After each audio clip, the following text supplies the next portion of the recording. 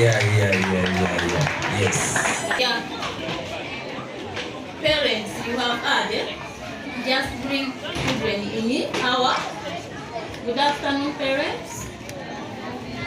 Good afternoon, mommy and daddy. This is top class 2024. Invited guests, well wishers, you are most welcome. Our multiple show 20, our multiple show 30. We thank Almighty God who has enabled us to complete this year. Thanks for the support you've given us, our children. Thank you very much. We thank parents who have paid school fees for our children. They can read, they can write, they can spell, so it means they are ready. Even if you are going to take these kids to another school, they will pass interview. So I thank my nursery teachers for the teamwork we have. I'm not going to talk much because of the time. Let me invite my director and the guest of honor to come and award the certificates.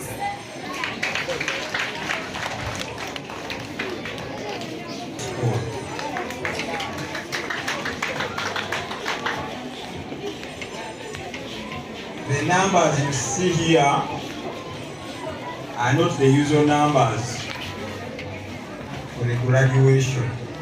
They are normally bigger numbers, but because of the road, many people campaigned through saying Amka, Tuzudde, and like that. But I want to say to me, ate era ne bwenabanga paati bagitutte era waliwo paati esigalawo tetujja kubeerawo wetuli.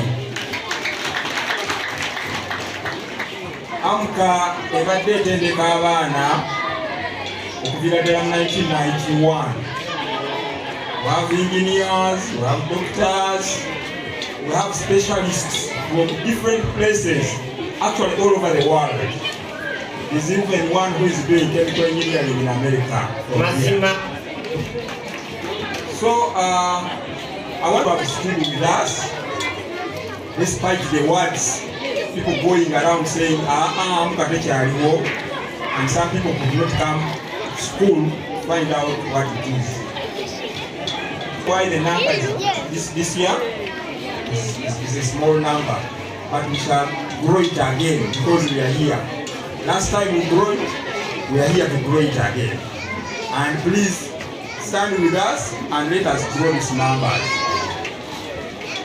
I want to thank the teachers who came for that interview, who went for that interview. Then others in the great schools who go there, they end up the best doing interviews. So I have trust in our teachers that they are doing the best for the best. Me talking about it without the parents testifying is not any good thing. But I know from your child, you know what the child is doing. So if you know the child is doing well, please give a hand clap to this teacher. Thank you for that appreciation. I want to say it is important that you have seen some of these presentations today. These presentations and the themes aim at reminding us as parents of our responsibilities for parenting.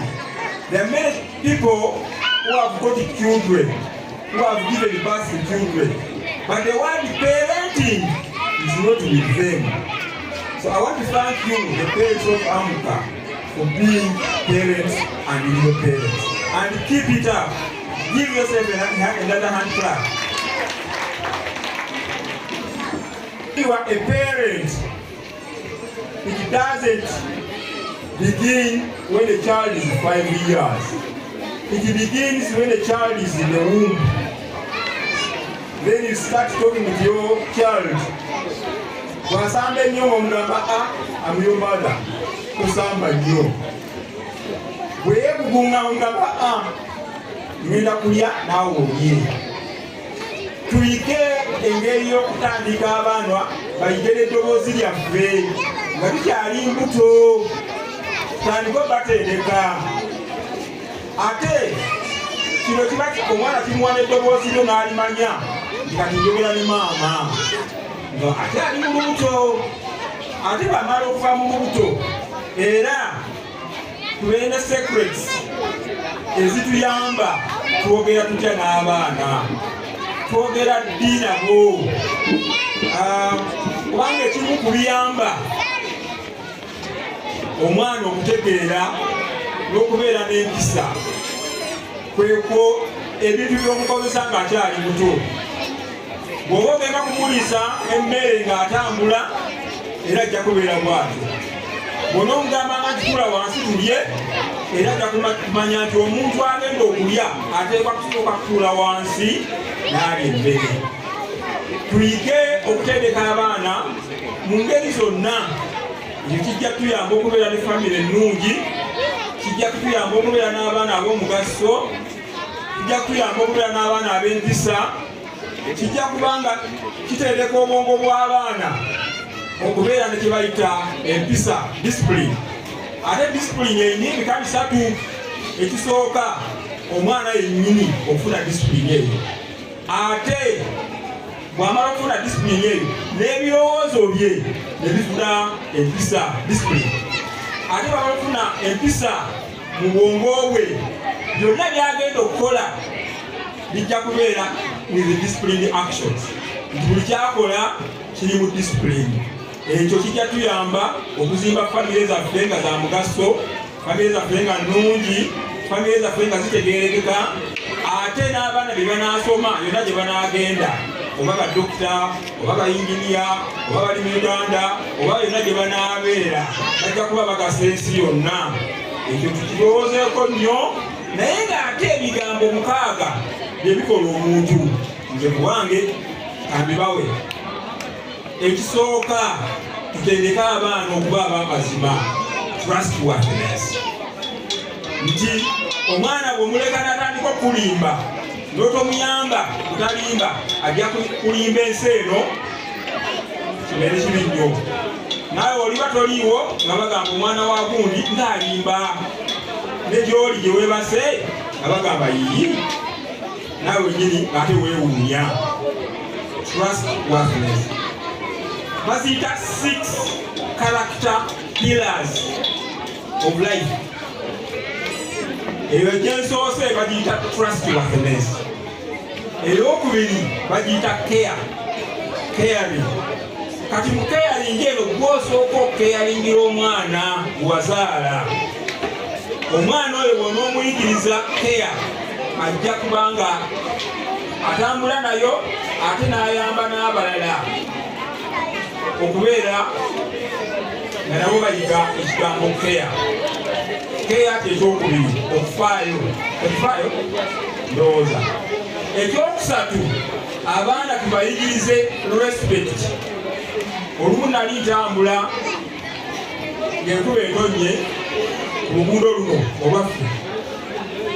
Omwana n'asanga omukyala mukulu n'aserera n'agwa, n'amugamba nti vaawo awo gwoyerawo. You can imagine omwana omuto bwe twakubiranga ekyo nekisooka kuba mwana muto. So let us help them to have the care, to have the respect, to have the trustworthiness. Ekirala, tubayambe okubeera fair buli kye bakola. Babeere fair, ate babeere responsible, babeere babuvunaanyizibwa. Tuyambe abaana okubeera ab'eggwanga, citizens, nga beeyamba ate nga bayamba n'eggwanga, ate nga bayamba n'abantu ab'omu kitundu. Ekyo kijja kuba kya kitiibwa nnyo the 6 character pillars ojja kuba ozimazeeyo. Omutendeke mu trustworthiness, omutendeke mu caring, omutendeke mu respect, omutendeke mu responsibility, omutendeke mu fairness, ate omutendeke ne mu citizenry. Ebyo ojja kuba otendesa omwana ate naawe ojja kumweyagaliramu. Mwebale bannange, era olunaku si lwa speeches. Olunaku luno ebeera multiple show, abaana be bakola speeches. Bazikoze mu muzannyo, bazikoze mu mazina, bazikoze mu byonna. Ebyo bimala, nze ngamba obwange butono. Butuyambe okwongera okubatendeka. Nekisembayo mbajjukiza nti wetuli era wabaawo ekituuze tukibagamba. Muleme kuwuliriza ngambo ezijjeeyo nga zigamba nti Amka teriwo. Amka wetuli, Amka baby class, Amka middle class, Amka top class, Amka P1 to P7. Mwebale kujja kati katubeere mu maaso class. Also you come with it.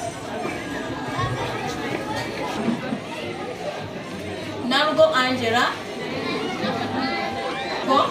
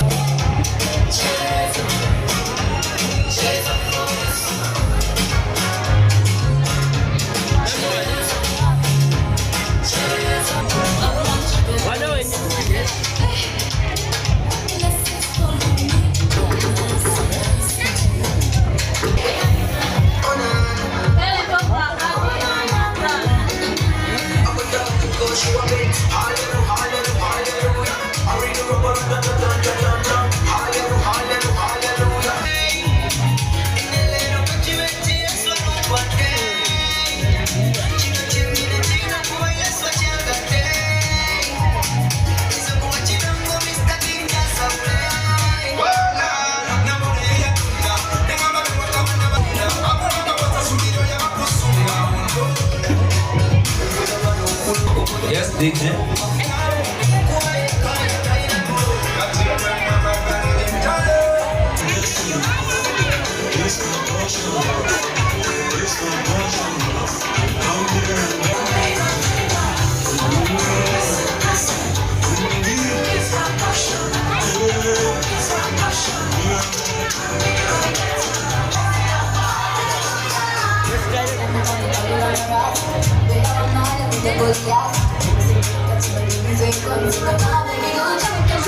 DJ.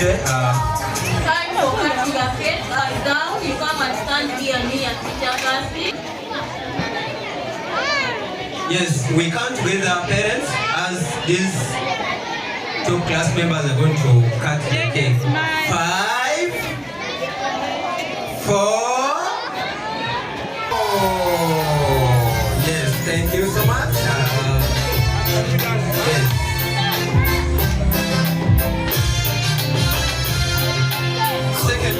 come behind the curtain. That's the reason to celebrate.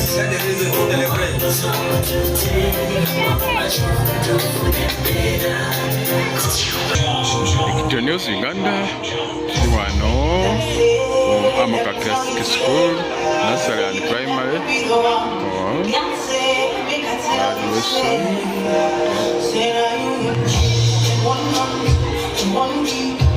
End of year speak day.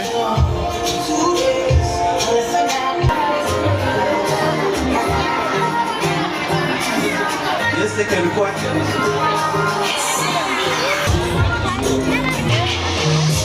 Go, I can sleep.